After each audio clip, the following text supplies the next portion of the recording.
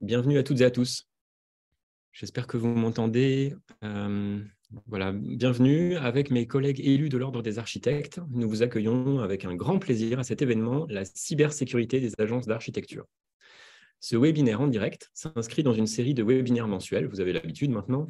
Ils sont ouverts à toutes et à tous et ils traitent des sujets d'actualité pour être au plus près des architectes dans leur agence. Nous vous retrouvons habituellement un mercredi en début de mois de 18h à 19h. Le prochain webinaire se tiendra le mercredi 8 mars. Vous pouvez le noter, ce sera l'occasion d'échanger sur l'architecture et les enfants. L'événement d'aujourd'hui, valant comme formation complémentaire pour les architectes, un email vous sera envoyé demain et tiendra lieu d'attestation. Pendant le webinaire, vous pouvez poser des questions dans le module de questions-réponses grâce au bouton Q et R qui est situé en bas de votre écran. Nous ferons notre maximum pour apporter des réponses par écrit ou par oral en suivant. Un replay de ce webinaire sera en ligne à la fin de la semaine sur la page d'accueil du site de l'ordre architecte.org. Vous le retrouverez aussi probablement dans le bloc-net.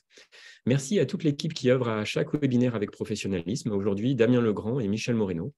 Je suis ravi de vous présenter les intervenants de ce soir avant de vous emmener dans le sujet. Nous avons avec nous par ordre de prise de parole Thibaut Mogard, qui est conseiller national de l'ordre, Brice Gilbert, expert en cybersécurité à l'AFNOR, et Tom Joss, son collègue responsable de la formation Initiation à la cybersécurité, qui est également dispensée par l'AFNOR. Et puis Benoît Gensley, juriste au Conseil national de l'ordre. Voilà, le sujet est assez simple, la cybersécurité. Comment faire pour ne pas avoir de gros soucis, comment prévoir, comment adopter des bonnes pratiques. Je vais passer la parole à Thibaut, mon collègue élu de l'ordre, parce que lui, il a justement eu un problème et il va vous raconter ça. Thibaut, c'est à toi. Bonsoir à tous. Merci d'être présent. Je vais vous expliquer un petit peu ce qui s'est passé l'an dernier, l'été dernier. Donc, juste pour que vous puissiez comprendre un petit peu le contexte, je vais juste préciser mon mode de fonctionnement. Donc, je suis installé en Saône-et-Loire et j'ai deux locaux, un en Saône-et-Loire et un autre dans le Rhône. Donc, en fait, je me connecte à distance quand je suis dans le Rhône pour pouvoir avoir accès à l'ensemble de mes fichiers. Et nous avons donc été hackés l'été dernier. Ça s'est passé un vendredi. On était tous les deux connectés à distance sur le serveur en Saône-et-Loire. Et en fait, on a remarqué que l'ensemble des fichiers du serveur, donc les 55 000 fichiers qui étaient disponibles sur le serveur, ont été hackés avec un changement de dénomination de l'ensemble des fichiers. On a donc tout de suite fait appel à notre service informatique qui nous a tout de suite pris la main sur le serveur et en fait blackout total donc, de l'ensemble des ordinateurs avec un message d'alerte et une demande de rançon qui était exprimée en Bitcoin. Je ne me souviens plus exactement de la valeur, mais bref, une demande de rançon. On a donc été contraint de fermer temporairement l'agence puisqu'en fait l'ensemble des fichiers étaient inopérants et donc nous avons dû mettre un petit peu en stand-by le fonctionnement de l'agence. Et on a fait donc appel au service informatique qui a réussi à remettre un petit peu tout ça en route sur un délai d'environ une semaine. Donc pendant une semaine, on était un petit peu perdus puisqu'on ne pouvait pas avoir accès à nos fichiers. Bien évidemment, on avait des sauvegardes, donc ça nous a permis un petit peu de reprendre la main là-dessus. Mais bref, pendant une semaine, les serveurs étaient inopérants. Nous n'avons pas pu travailler directement dessus. Et donc, on a ensuite entrepris des démarches donc, auprès de la gendarmerie pour pouvoir signaler cette cyberattaque et pour pouvoir éventuellement engager les procédures par la suite. Malheureusement, nous n'avons pas pu aller jusqu'au bout sur ces procédures puisque c'est une intelligence artificielle et que c'est très compliqué d'avoir accès aux hackers et de pouvoir récupérer éventuellement les données. Malheureusement, sur les 55 000 fichiers, il est impossible de savoir et de pouvoir les décrypter. Donc, il y a indéniablement une perte d'informations, mais vous vous doutez bien que sur 50 000 fichiers, c'est extrêmement compliqué de savoir lesquels ont été perdus et lesquels sont encore exploitables.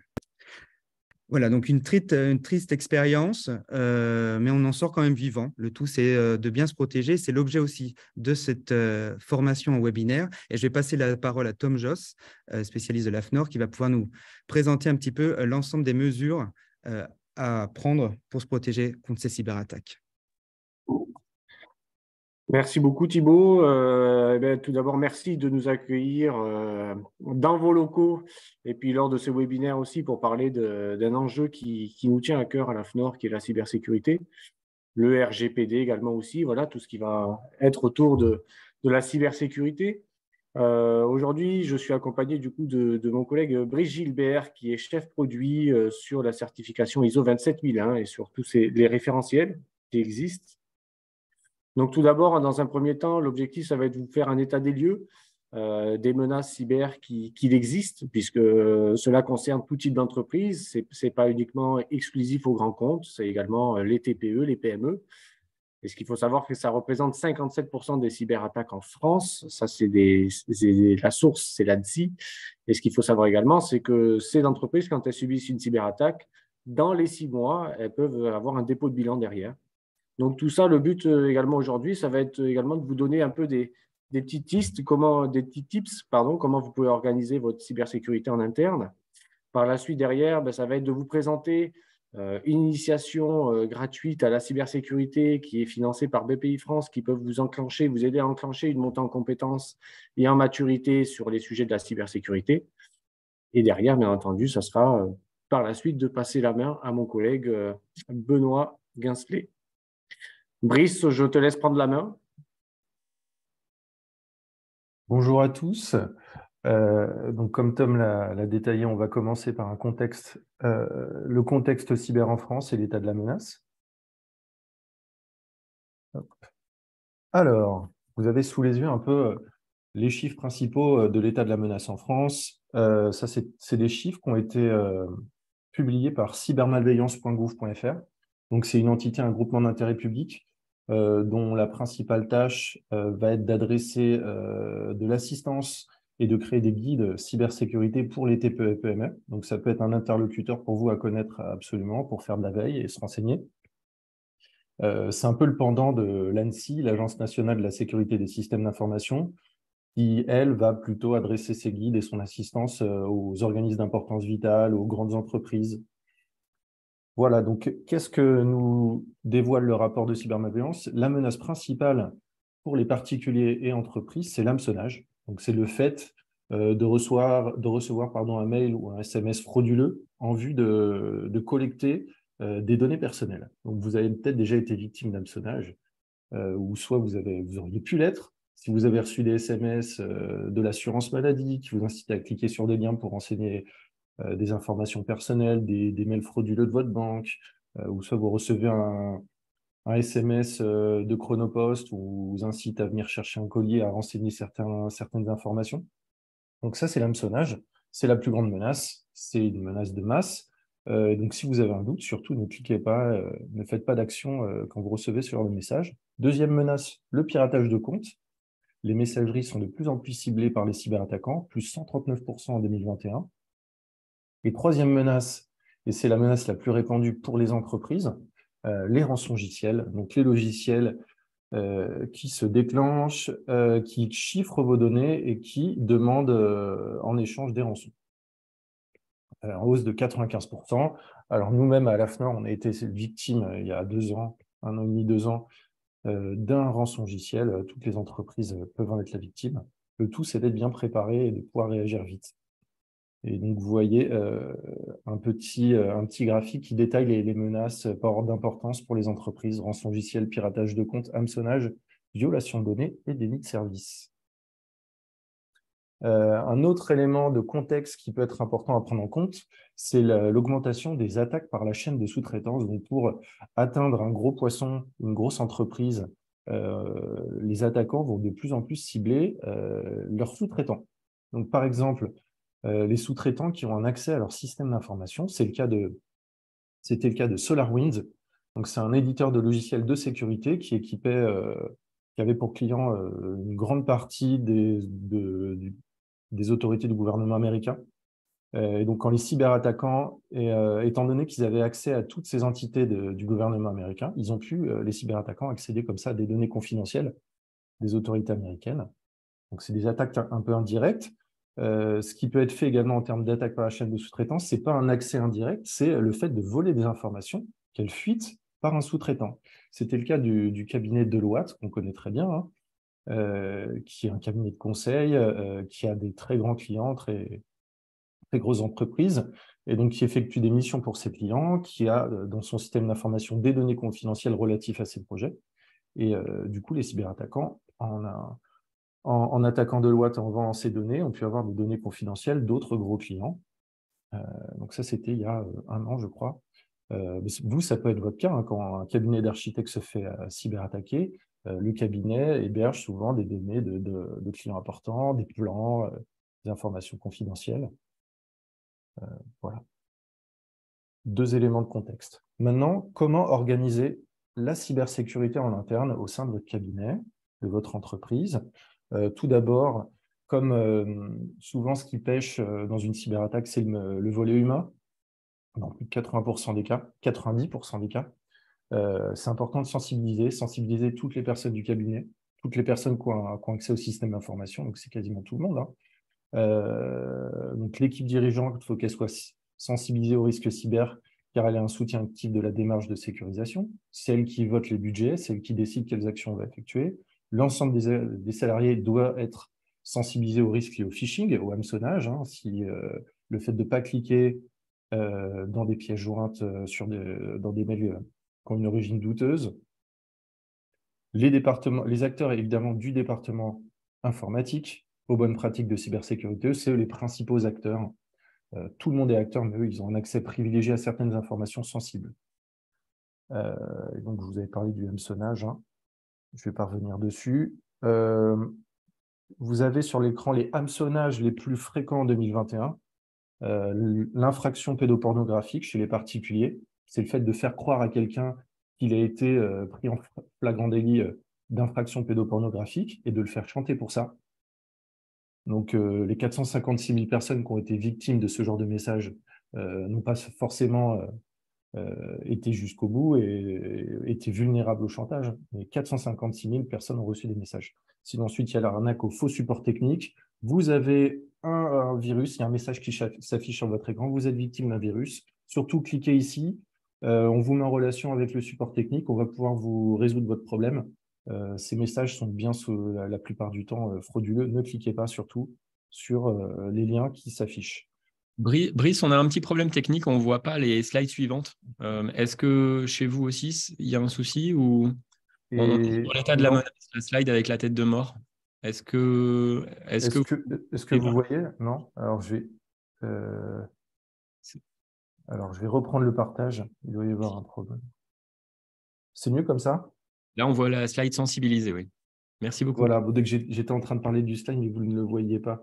Donc voilà, j'étais en train de parler du graphique avec les hameçonnages les plus fréquents. Désolé pour le problème d'affichage. Un autre hameçonnage fréquent, le compte professionnel de formation. Vous recevez un message, on vous demande des informations pour utiliser votre compte CPF, on vous demande de cliquer sur des liens. Ne le faites pas. Livraison de colis, ensuite j'en ai parlé, chantage à la webcam piraté, faux message de banque, faux message des impôts, faux message d'arnaque à l'emploi, assurance maladie, fausse confirmation de commande. Donc ça, c'est du classique. Est-ce que vous voyez la nouvelle slide sur les mots de passe? C'est bon. Concernant les mots de passe, donc ça, c'est très important. C'est un des piliers de la cybersécurité chez les particuliers et les entreprises, hein. Un petit florilège des règles à appliquer pour avoir un mot de passe solide. Puisque vous voyez le tableau en bas à droite donc nous donne le temps qu'il faut à des cyberattaquants pour pirater votre mot de passe lorsqu'il n'est pas assez solide. Donc si le nombre de caractères est inférieur à 10, par exemple, avec pas suffisamment de variation dans le choix des caractères, il peut être piraté immédiatement. Donc pour avoir un mot de passe solide, il faut en général plus de 12 caractères, au moins 12 avec des minuscules, des majuscules et des points d'exclamation. Vous avez un exemple de mot de passe au-dessus de méthodes pour créer des mots de passe pertinents et complexes. Par exemple, utiliser des proverbes courants. Un tien vaut mieux que deux, tu l'auras. Ça donne un TVM Q2 TLA. Un tien vaut mieux que deux, tu l'auras avec les initiales. Sinon, la méthode phonétique, j'ai acheté 8 CD pour 100 € cet après-midi. Voilà, je ne sais pas si ça peut vous aider, mais sachez qu'il y a différentes méthodes comme ça qui existent. Sinon, les règles à appliquer, utiliser un mot de passe différent pour chaque service, utiliser un mot de passe suffisamment long et complexe, utiliser un mot de passe impossible à deviner. Dans le meilleur des cas, si vous pouvez avoir un gestionnaire de mots de passe qui collecte vos différents mots de passe pour différents services, différents sites Internet et les mémorise à votre place, souvent c'est des services qui sont très bien protégés, ça peut vous faire gagner du temps. Changez vos mots de passe au moindre soupçon, ne communiquez jamais votre mot de passe à un tiers, surtout ne l'affichez pas sur un post-it que vous collez sur votre écran d'ordinateur, s'il vous plaît. N'utilisez pas vos mots de passe sur un ordinateur partagé. Activez la double authentification lorsque c'est possible. Donc, le fait d'avoir à la fois un mot de passe et à la fois une question personnelle, par exemple, pour accéder à certains services, ça peut freiner les cyberattaquants. Changez les mots de passe par défaut des différents services auxquels vous accédez et choisissez un mot de passe robuste pour votre messagerie.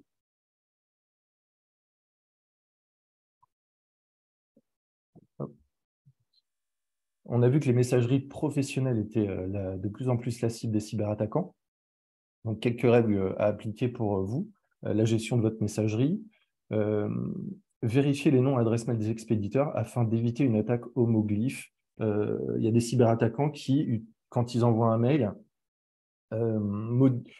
utilisent des adresses mail très proches en termes de caractères, d'adresses mail très connues. Ils vont remplacer des L majuscules par des I, ils vont remplacer, il y aura des petits détails, il y aura des lettres qui vont être interverties. Ne vous faites pas duper par ces adresses mail légèrement différentes. Bien sûr, si vous recevez des messages d'adresses mail provenant de pays qui sont connus pour lancer des cyberattaques de masse, je pense à la Russie ou pourquoi pas la Chine, faites attention. Tournez votre souris 10 fois avant de cliquer sur les pièces jointes, quand elles viennent surtout d'adresses mail que vous ne connaissez pas. Toute vérité n'est pas bonne à dire, surtout quand elle concerne vos données personnelles. Donc, on évite de donner facilement aux attaquants les mots de passe, les codes PIN, les coordonnées bancaires, surtout les entreprises. On fait très, très attention. Vérifiez l'architecture des liens, la langue employée, les fautes. Donc, ça, ces cyberattaquants, souvent, ils utilisent des modules automatiques de langage pour créer les messages. Il peut y avoir des fautes d'orthographe ou des traducteurs en ligne. Et enfin, paramétrer correctement les messageries professionnelles sur le plan technique. Voilà. Comme je l'avais dit avant, en 2021, on a constaté une augmentation de 139% des piratages de comptes. Et pourquoi, peut-être pour finir, pourquoi les messageries sont si importantes pour les cyberattaquants? C'est parce que quand on a accès aux messageries d'un particulier ou d'une personne en tout cas, il y a beaucoup de choses qui transitent par la messagerie. Le fait d'avoir accès à la messagerie donne accès à différents services sur différents sites internet. On peut avoir à la fois, en lisant certains messages, le RIB, des mots de passe, beaucoup d'informations confidentielles.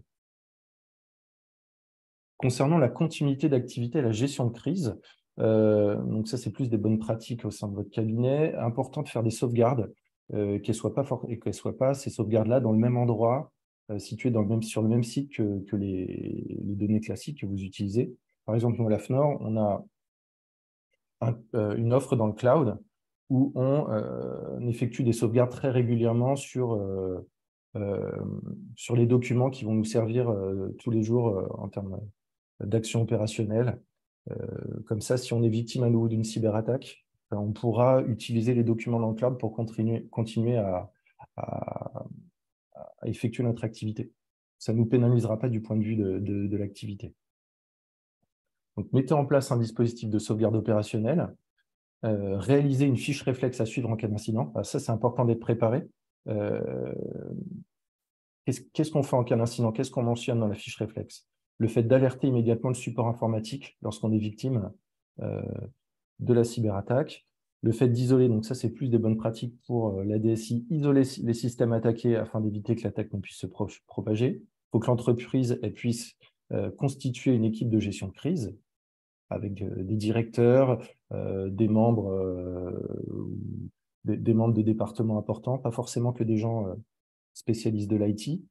Tenir un registre des événements et actions réalisées, préserver les preuves, surtout pour pouvoir porter plainte et être indemnisé, déclarer le sinistre auprès de l'assureur, donc ça c'est très important. Il y a des éléments en lien avec ces opérations-là, le fait de porter plainte et de déclarer le sinistre à l'assureur sur le site cybermalveillance.gouv.fr.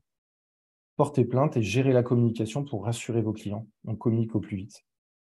Donc vous avez un exemple là d'article qui était paru dans Midi Libre, une cyberattaque qui avait touché la mairie de Frontignan. Avec un rançongiciel, et les hackers demandaient une rançon. Donc bien entendu, la mairie n'a pas payé et elle a pu redémarrer son activité assez vite puisqu'elle avait effectué des sauvegardes. Voilà, très important.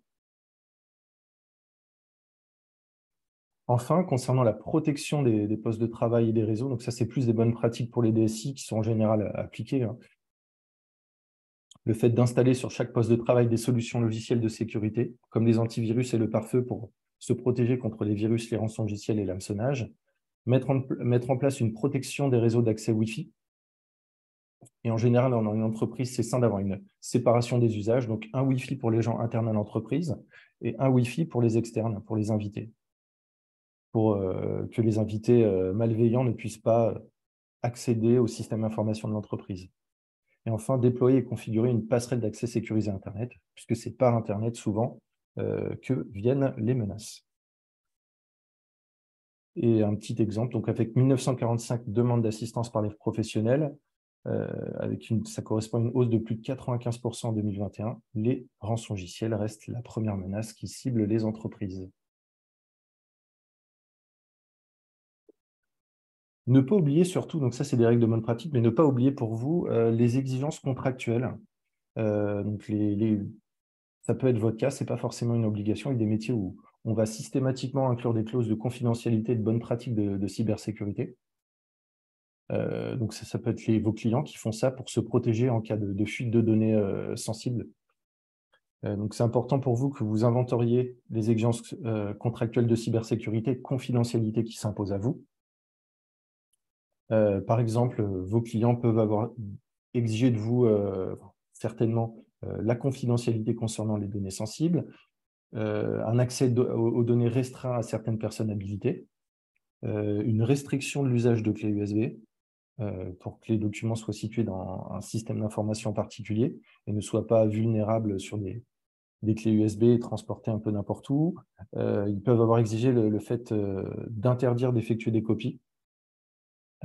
C'est important pour vous que vous sachiez ce qui s'impose à vous et comment vous devez organiser la cybersécurité pour répondre aux exigences des clients. J'ai mis 2 exemples de cyberattaques qui ont été dans les journaux et qui touchent le système le secteur du BTP et des architectes. Donc, un article du Moniteur, une cyberattaque en haute précision contre le BTP français, donc ça date de moins d'1 an. Il y avait une dizaine de cibles identifiées, ce n'était pas une attaque de masse, c'était que des gros poissons. Et c'était des entreprises qui étaient dans le secteur d'immobilier, le conseil, la maîtrise d'œuvre. C'était des acteurs tout à fait différents sur tous les métiers possibles du BTP. Et enfin, l'article sur ZDNet qui montre que les cabinets d'architectes peuvent être la cible d'une cyberattaque. C'était le cabinet Zaha Hadid qui avait été touché par un ransomware. Ça date de moins de 2 ans aussi. Comment enclencher votre montée en maturité cyber une fois qu'on a pris en compte la menace et les enjeux de cybersécurité qui s'imposent à vous? Eh bien, alors, au sein d'Afner Certification, on est principalement positionné en termes de cybersécurité historiquement sur des prestations d'audit et de certification en lien avec des normes, la norme ISO 27001. C'est la norme, si vous connaissez la norme ISO 9001, qui décrit comment organiser la qualité des activités en interne. La norme ISO 27001 décrit comment organiser la cybersécurité en interne. C'est plutôt les gens du domaine du numérique qui vont avoir les moyens, les compétences, le temps pour se mettre en conformité avec cette norme. Néanmoins, c'est bien de savoir qu'elle existe. Hein. Peut-être que de plus en plus, ça va sortir du champ du numérique pour toucher d'autres acteurs. Mais on a développé différentes prestations qui permettent de monter en maturité progressivement vers l'ISO 27001 et qui permettent également de toucher des acteurs qui n'ont pas le niveau pour être ISO 27001, notamment les initiations cybersécurité, dont Tom vous avez parlé en intro de mon intervention. C'est des initiations qui sont gratuites et financées à 100% par BPI France. Il y a 3 types d'initiations. La première, c'est adopter les bons réflexes. La deuxième, sensibiliser les équipes. Et la troisième, préparer la continuité d'activité. Et du coup, je vais peut-être le laisser en parler. Tu voulais en parler maintenant, Tom, des initiations? Écoute, je vais essayer de te compléter, Brice. Du coup, voilà, au niveau de ces initiations, l'objectif derrière, c'est qu'on parle d'accompagnement action, puisque l'objectif va être à ce que vous sortiez avec des livrables, avec du contenu, j'ai envie de dire, un peu de l'opérationnel, que vous allez pouvoir appliquer finalement dans votre entreprise et dans votre cabinet. Par exemple, sur la partie adopter les bons réflexes, l'objectif derrière, c'est que vous sortiez, on vous donne une liste de 15 mesures, vous en sélectionnez 5, vous nous expliquez comment vous allez pouvoir l'intégrer dans votre cabinet et derrière, le formateur est là pour vous challenger et le but, c'est que vous sortiez finalement avec ces 5 mesures que vous allez pouvoir mettre dans votre structure. Sur la partie sensibiliser vos équipes, vous avez des collaborateurs dans votre cabinet, vous ne savez pas finalement comment vous pouvez les aider et les accompagner pour les sensibiliser sur les enjeux de la cybersécurité. Le but est de vous apporter les outils, de vous apporter les moyens finalement, puisqu'il existe le MOOC de l'ANSSI, par exemple, qui est disponible gratuitement en ligne. Le but va être de vous apporter finalement les tips pour permettre à accompagner vos collaborateurs. Et enfin, sur la troisième session, qui est sur la continuité d'activité, là, on est sur, ça concerne les plus gros cabinets, je dirais. Et finalement, l'objectif, ça va être de se dire, on subit une cyberattaque, mais on s'est préparé en amont à faire de la continuité d'activité. Donc, on va être là pour vous aider à faire une note de cadrage, un plan d'action avec nos formateurs qui sont également aussi auditeurs ISO 27001, donc ils connaissent bien ces enjeux et qui vont pouvoir vous aider et vous accompagner pour mettre en place finalement un plan de continuité. Donc, au niveau de ces sessions, elles sont réalisées en 2 demi-journées. Elles durent sur un total de 10 heures. Du coup, donc, en 2 demi-journées pour vous laisser le temps également dans la réflexion, etc. Des sessions également sont disponibles uniquement pour les architectes. Ça, c'est important de le souligner aussi, puisque vous allez pouvoir finalement vous challenger entre vous, échanger finalement sur vos problématiques. Et j'ai envie de dire, au niveau des critères d'éligibilité, voilà, vous avez quelques exemples en dessous, mais voilà, si on est face à vous aujourd'hui, c'est que potentiellement, vous remplissez en majorité les critères d'éligibilité pour pouvoir y participer. Donc après, bien entendu, n'hésitez pas à poser des questions, mais avant tout ça, je vais passer du coup la main à Benoît qui va nous parler du coup de l'aspect juridique et du RGPD. Merci Tom, bonsoir à toutes et à tous. Je vais vous partager une brève présentation sur les bons réflexes juridiques face à une escroquerie. Alors, dans un premier temps, peut-être identifier les principales tentatives d'escroquerie dont nous, on a connaissance dans les services juridiques de l'ordre par le biais de sollicitations d'architectes en région ou au Conseil national. Vous savez que vous pouvez saisir les services juridiques de l'ordre sur des questionnements juridiques qui ont trait à votre profession. Et de plus en plus, ces derniers mois, ces dernières années, c'est vrai que c'est un questionnement qui commence à monter en puissance, malheureusement, sur des tentatives d'escroquerie, des courriers un peu curieux, des courriels curieux qui vous sont adressés. Alors, Tom et Brice en ont dressé un tableau assez général. Je voudrais revenir sur deux peut-être escroqueries qui ont un peu le vent en poupe en ce moment autour de faux courriers qui sont en lien avec l'opération de construction. Et puis, une arnaque, ce qu'on appelle l'arnaque aux faux ordres de virement, avec des escrocs qui connaissent finalement très bien l'opération de construction, le rôle de l'architecte, un peu intermédiaire entre l'entreprise de travaux et puis le client qui va les payer, et des dispositifs qui peuvent relever aussi de la cyber ou par un bon vieux coup de téléphone. Je vais vous expliquer un peu ces éléments-là, de sorte aussi à vous donner des éléments juridiques d'action à la suite soit d'une tentative d'escroquerie, soit malheureusement si vous en êtes victime. Alors, premier élément et qui semble être en recrudescence, en tout cas dans certaines régions, on nous l'a signalé il n'y a pas plus longtemps que la semaine dernière, sur le Grand Est, sur la Bourgogne-Franche-Comté, on a des courriers avec la Marianne, avec tout un tas d'instances qui sont identifiées. On le voit un peu sur la présentation, Direction générale du travail, sous-direction de l'appui et du soutien au système d'inspection du travail. Et on va vous demander, dans cette lettre-là, exercice du droit de communication, on va vous demander des informations sur les chantiers que vous suivez qui ont trait à la présence d'ouvriers sur le chantier et sous prétexte d'évaluer ou de contrôler l'activité partiel de ses ouvriers, de ses compagnons. Donc voilà, c'est une tentative qui est un petit peu grossière d'hameçonnage. On le voit, il y a des logos qui sont un peu bizarres, il y a des vrais faux fonctionnaires. Alors, pour le coup, je n'ai pas mis les noms sur la capture d'écran, mais la première fois qu'on m'a saisi de ce courrier, j'ai pris le nom de la signataire, en tout cas d'une des signataires, et puis c'est effectivement une fonctionnaire, en revanche, qui n'était pas rattachée du tout à ce service du ministère du Travail, Direction générale du travail. D'ailleurs, je ne suis même pas sûr que cette direction existe. Voilà. Et j'ai appelé cette interlocutrice pour la prévenir, savoir ce qu'il en était quand même de ce courriel, qui avait quand même toutes les apparences d'une demande officielle. Mais finalement, en creusant un petit peu, on voit bien que les escrocs, ils repèrent des noms de fonctionnaires, ils reprennent des noms de direction et ils s'adressent à vous avec quand même un petit lien avec l'exercice de votre profession et le chantier.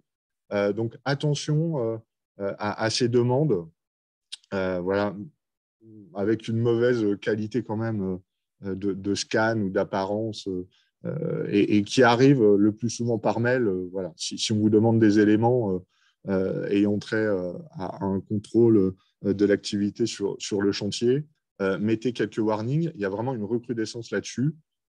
C'est une tentative d'hameçonnage voilà, qui peut-être pas un gros risque, mais faites attention à cet élément-là. Deuxième escroquerie qu'on constate, et avec un volume qui est peut-être un petit peu inquiétant en ce moment, c'est une déclinaison d'une arnaque qui commence à être vieille, qui a une dizaine d'années, qui s'appelle l'arnaque aux faux ordres de virement, arnaque de type FOVI, faux ordre de virement, et qui, je le disais en introduction, s'appuie quand même sur une connaissance de votre métier qui est assez préoccupante. Alors, dans un schéma classique, on a l'entreprise de travaux, constructeur, qui va réaliser ses prestations, qui facture ses situations généralement mensuellement ou à l'avancement. Et puis, vous, quand vous avez cette mission de direction d'exécution des travaux, de suivi du chantier, vous jouez ce rôle de validation préalable des situations et de l'avancement avant de transmettre les éléments en paiement aux clients dans une mission complète de maîtrise d'œuvre, d'exécution. Il y a cet aspect-là d'interaction financière. Et entre l'architecte, la maîtrise d'œuvre, entre vous et le client, on va avoir un escroc, une personne malveillante qui va s'adresser à vous, agence d'architecture, le plus souvent par téléphone, en se faisant passer pour l'entreprise de travaux et qui vous demande si vous avez bien reçu telle ou telle situation, qui veut un récapitulatif des situations en cours parce qu'il y a un changement de personnel, elle a dû remplacer quelqu'un au pied levé, elle voulait savoir où on en était sur une retenue de garantie, sur un remboursement d'avance. Enfin, on est sur des trucs qui sont quand même assez fins dans la connaissance du mécanisme. Je connais bien le marché public et ses mécanismes de paiement. On a un escroc qui agit là-dessus. L'avance, est-ce qu'elle a été remboursée à 60-65%? On en est où? Envoyez-moi les éléments.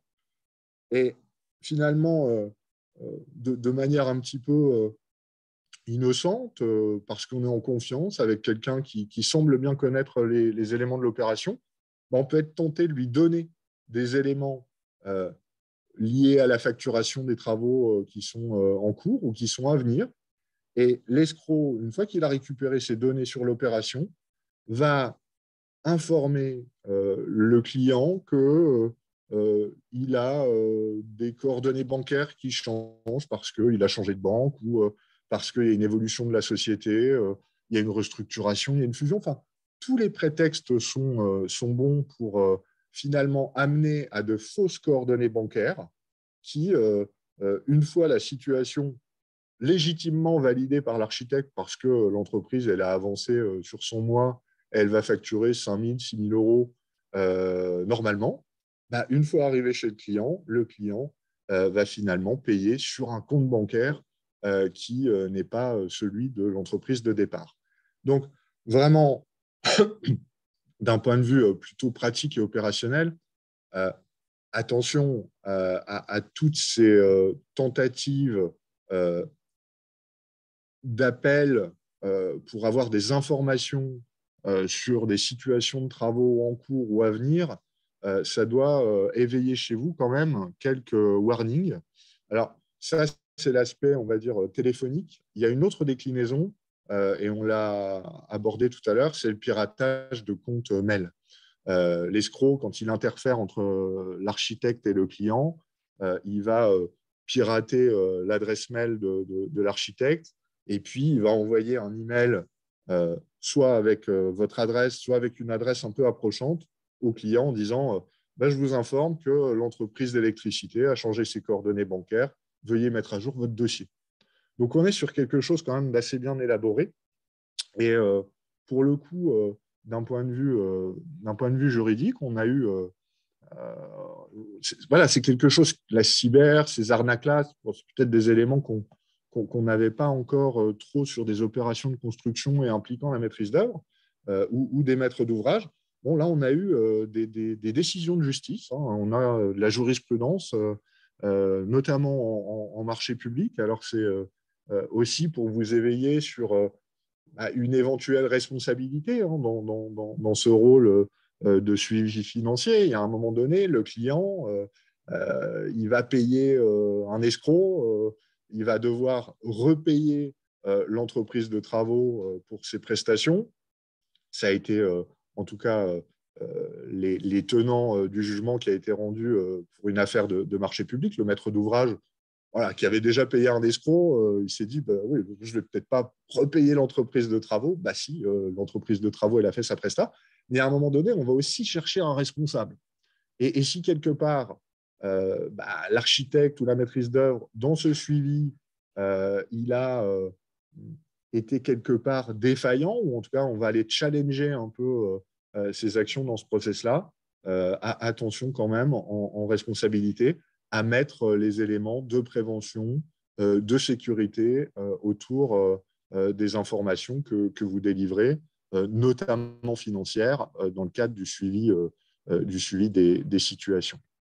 Et puis, on l'a dit tout à l'heure, hein, le phishing par SMS, il touche tout le monde, hein, chacun en tant que citoyen, et puis vous, peut-être en tant qu'architecte, peut-être des éléments qui sont un peu plus liés à votre activité, tout ce qui est lié aux voitures, aux amendes, à la vignette critère, dans lequel on vous envoie des liens. J'ai remis ces éléments-là. Sachez qu'il y a un site hein, qui permet de signaler. Alors, on est à la limite entre le spam et la tentative de hameçonnage.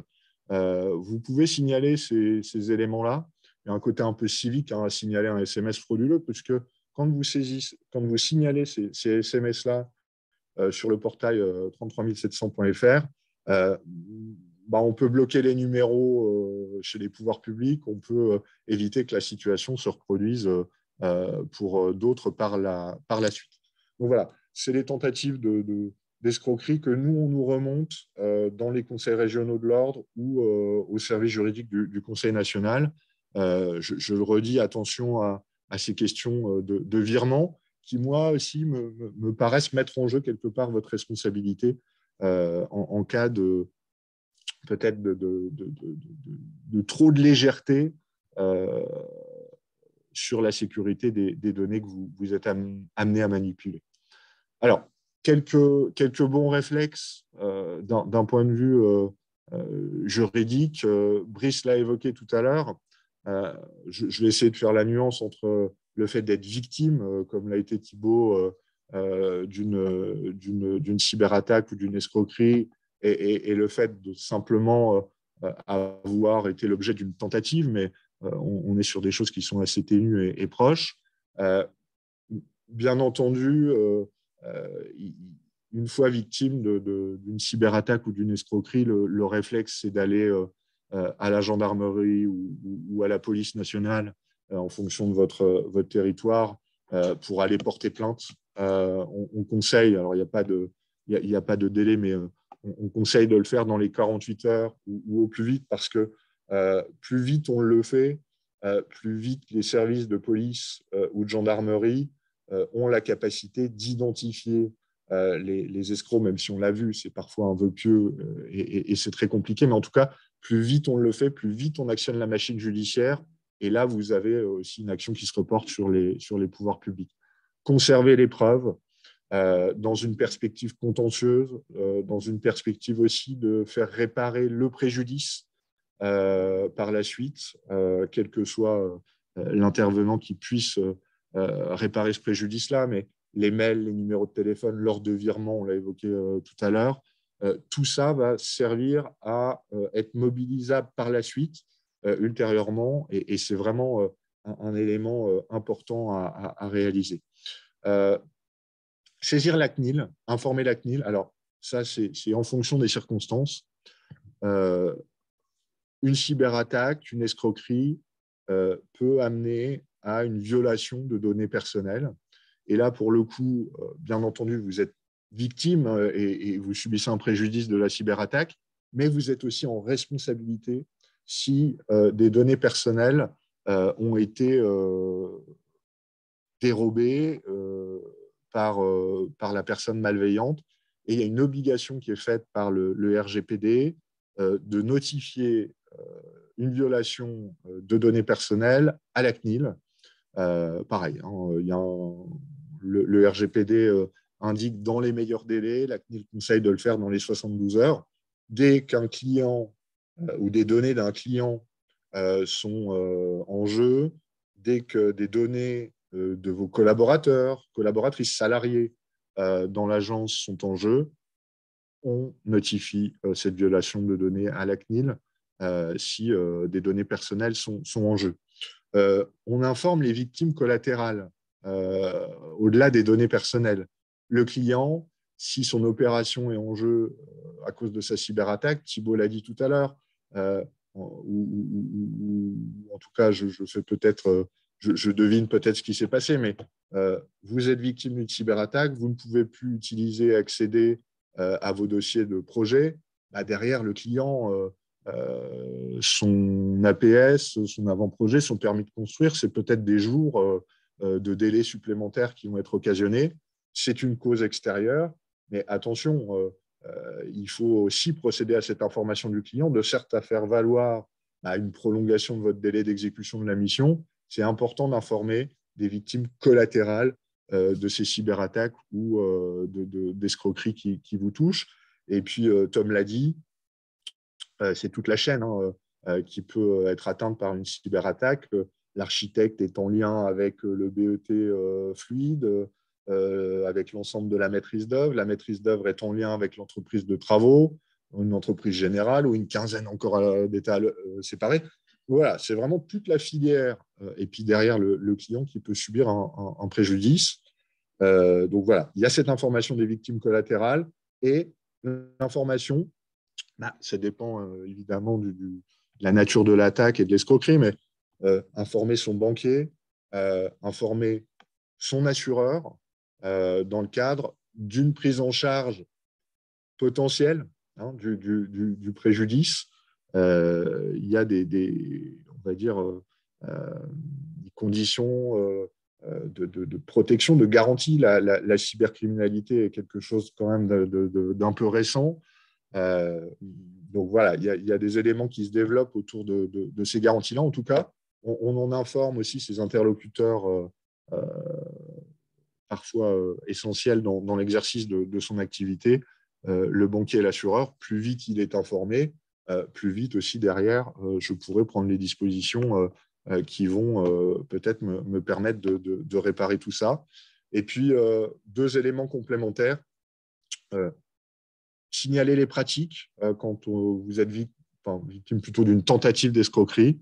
Vous avez le portail Pharos qui vous permet de signaler des contenus illicites, mais aussi ces escroqueries en ligne.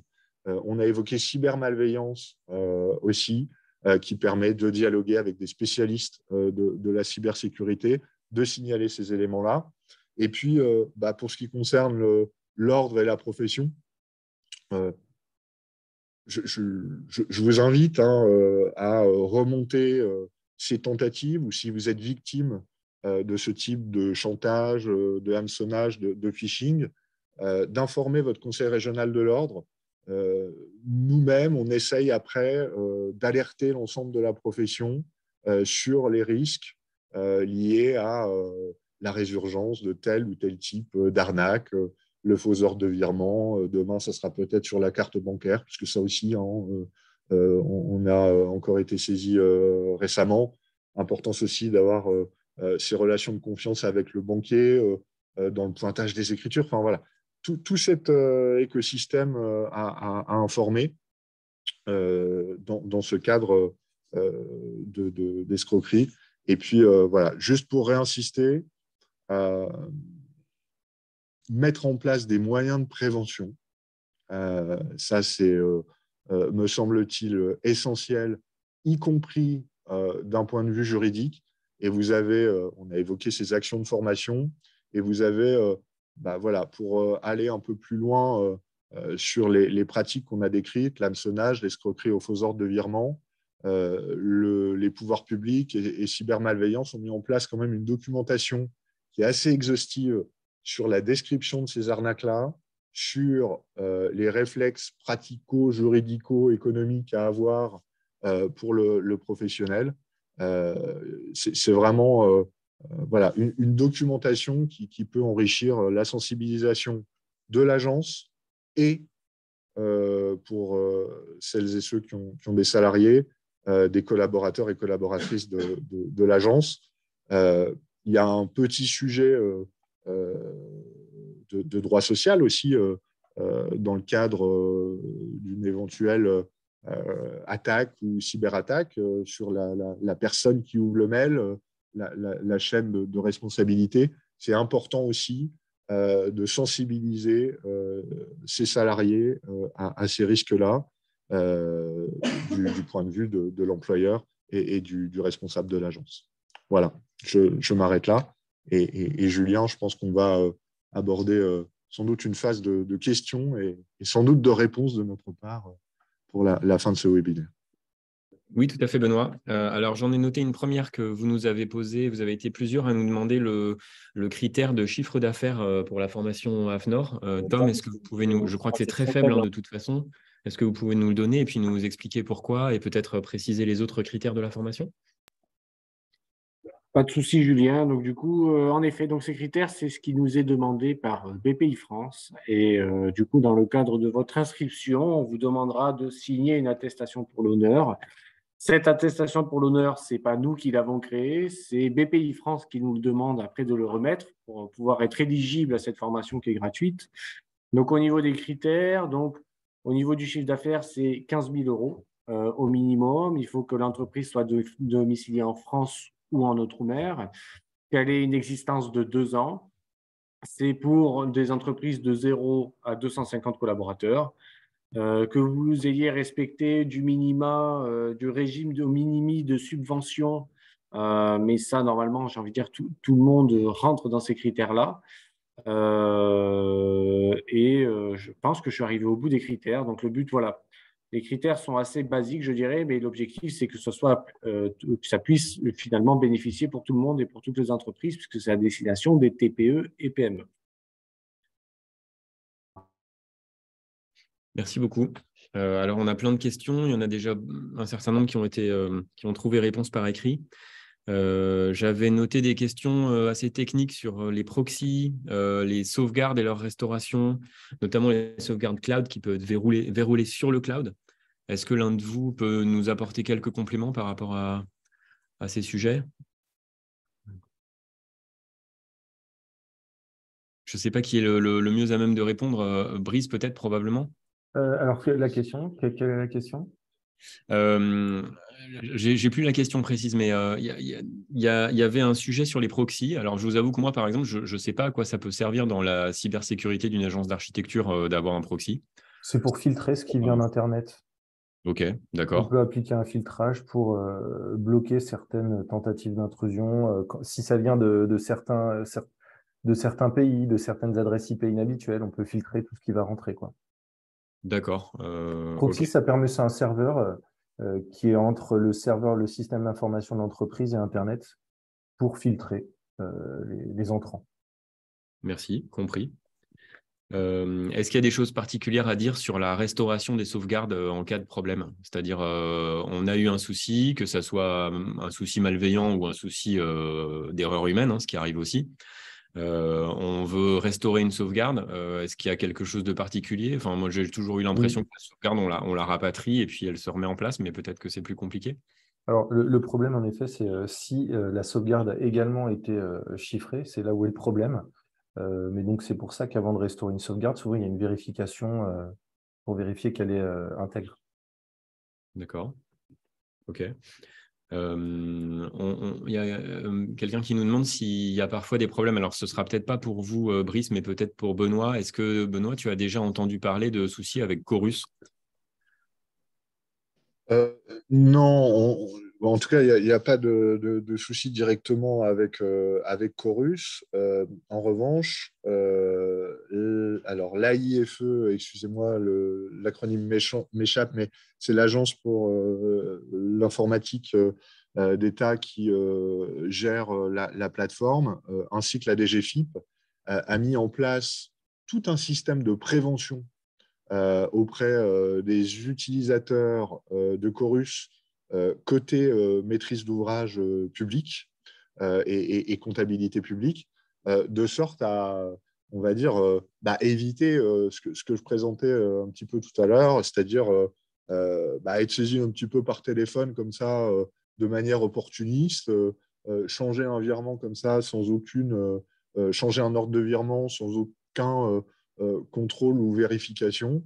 Donc, il y a une vraie sensibilisation des agents et des utilisateurs de Chorus Pro dans la cybermalveillance, puisque le client public, hein, l'opération de construction publique qui véhicule quand même des sommes parfois conséquentes, est bien entendu une cible de choix pour les pirates informatiques. Il y a une grosse sécurité qui est apportée et un gros effort de prévention, à ma connaissance. Merci Benoît. Il y a des questions sur le cloud, il y en a pas mal. Et je crois pouvoir à peu près y répondre, mais je serais ravi que vous confirmiez ou complétiez. On nous demande si le cloud c'est sécurisé, etc. Je pense qu'on peut se dire que ça ne peut pas suffire comme solution. En réunion de préparation, on avait notamment abordé le fait qu'un data center, ça peut brûler. Et qu'à ce moment-là, les données sont perdues, même si normalement, il y a des doublons, etc. Mais enfin, visiblement, ce n'est pas du sûr à 100%. Et donc, je ne pense pas qu'une agence d'architecture qui travaille dans le cloud et qui n'a pas d'autre système de sauvegarde puisse être 100% sûre qu'elle ne va pas perdre ses données. Est-ce qu'on est d'accord là-dessus? Je pense que je ne sais pas qui veut confirmer, mais entre... Ouais, Thibaut, vas-y si tu veux. Moi, je veux bien confirmer, c'est-à-dire que suite à cette agression l'été dernier, on avait convenu avec l'informaticien de respecter la règle de 3. Donc, la règle de 3, c'est avoir un serveur.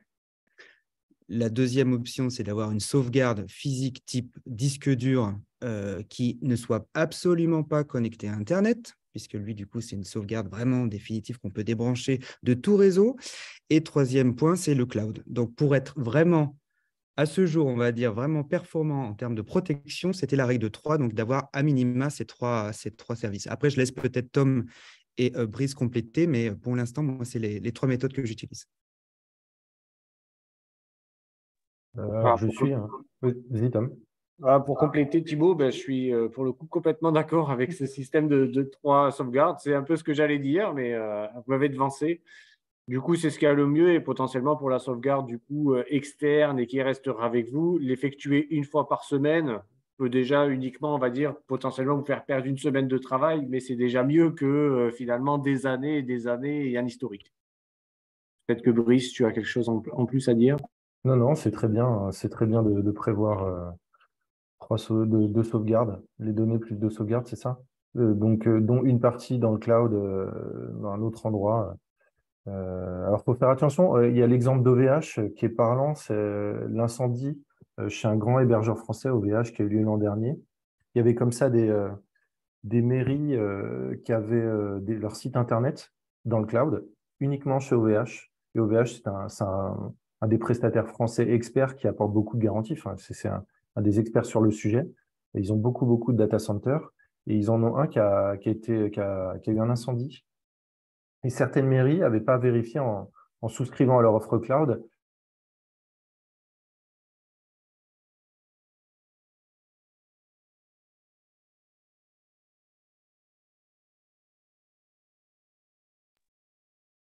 On a visiblement un petit défaut de connexion, soit chez nous, soit chez Brice. On a peut-être perdu Brice. C'est pas grave, j'en profite, je voulais dire deux petites choses. La première, c'est que la question de la cybersécurité, c'est aussi l'occasion de se prémunir contre les erreurs humaines qu'on fait tous dans les agences. C'est-à-dire, je pense que le plus risqué, c'est nous-mêmes, en fait. C'est que parfois, on est fatigué, on est en fin de charrette, etc. On fait une erreur. Et se poser ces questions d'avoir des données qui datent de la semaine dernière et tout, c'est aussi pouvoir récupérer quand on a accumulé les erreurs l'une sur l'autre. Ça y est, on a effacé le fichier, on a vidé la corbeille, etc. Ou je ne sais quelle autre procédure qu'on n'aurait évidemment pas dû faire, mais qui, malheureusement, parfois dans la vie arrive. Et puis, je ne sais plus ce que je voulais... Mon deuxième point, oui, c'était sur l'écologie, parce que là, en fait, on parle de données qui sont en triple sur des supports physiques, sur des supports quelque part dans le data center, etc. Peut-être que c'est aussi l'occasion de réfléchir à quelles données doivent être sauvegardées, à comment réduire le volume des données sauvegardées. Il y a plein de petits outils qui peuvent permettre d'optimiser tout ça et de faire des économies. Par exemple, on a souvent des dossiers photos monstrueux, de photos de chantier ou autres, avec des gigas et des gigas de photos. Et ça, notamment, il y a des petits logiciels gratuits et très efficaces qui vous réencodent toutes les photos de votre serveur en quelques secondes et qui vous divisent par 10 le poids qu'elles prennent. J'imagine qu'il y a d'autres bonnes pratiques comme ça, d'autres petits...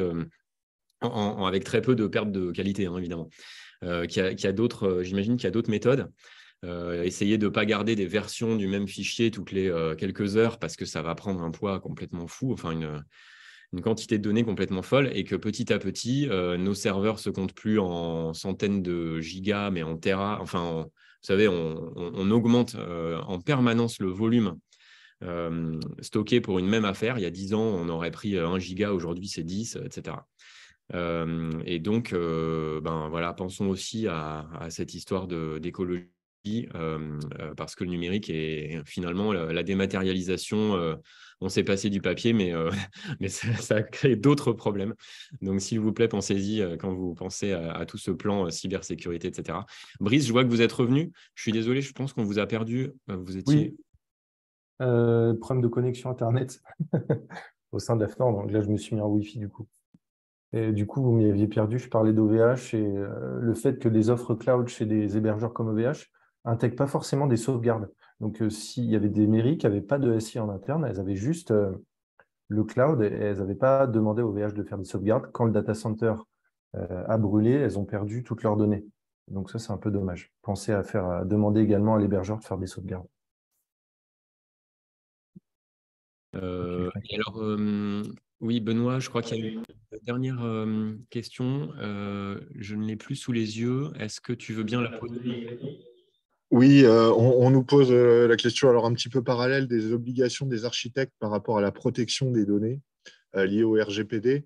Je pense qu'on remettra en même temps que le replay de ce webinaire et puis peut-être une FAQ associée. On remettra un dossier qu'on a réalisé sur les obligations des agences en matière de RGPD. Voilà, qui est vraiment à jour. Alors, c'est des obligations qui varient en fonction de la taille de l'agence, mais voilà, c'est aussi une question de sensibilisation. Et c'est vrai que le carrefour entre la RGPD, la protection des données et la cybersécurité, c'est finalement les éléments que vous avez mis en place pour pallier ces éventuelles attaques et violations, perte de données personnelles dont vous disposez dans vos agences, au regard de la nature de votre métier. Voilà, c'est tout ce que vous pouvez faire en amont pour s'éviter ces situations délicates. Merci beaucoup, Benoît. Je vous précise qu'on a évité de poser les questions qui qui mentionnent des noms de marques, de produits, que ce soit cloud ou offre d'email, etc. Mais dans celles que j'ai vues passer, il n'y avait pas de problème particulier, bien au contraire. C'était plutôt des produits qui ont, à ma connaissance, bonne réputation et qui conviennent tout à fait pour des usages professionnels. Écoutez, il est 19h01, on a tenu le planning, on a eu cet échange, on avait proposé ce webinaire pour vous sensibiliser sur ce sujet important et aussi pour vous parler de cette formation. Ce n'est pas tous les jours qu'on a des formations gratuites qui sont vraiment utiles dans le quotidien, dans le concret du travail de l'architecte. Donc voilà, la FNOR, je n'ai pas besoin de faire votre promotion. Je pense que on sait que c'est vraiment des choses, du travail rigoureux, que c'est une structure impressionnante et cette formation, à mon avis, l'est tout autant. Donc, j'invite les architectes qui sont intéressés à s'inscrire, à profiter de cette aubaine. Merci beaucoup à tous les 4, du coup, à tous les 2 de la FNOR et aussi à mes collègues Benoît et Thibaut. Merci à vous tous qui avez suivi ce webinaire. On vous retrouve la semaine prochaine, dans exactement un mois. On sera donc le 8 mars pour un tout autre sujet, un webinaire sur l'architecture et les enfants. D'ici là, on vous informera dans le bloc-net des invités de l'ordre du jour. Merci beaucoup à tous et à toutes. À très bientôt et un bon mois d'ici là. Une bonne soirée. Au revoir. Merci à vous.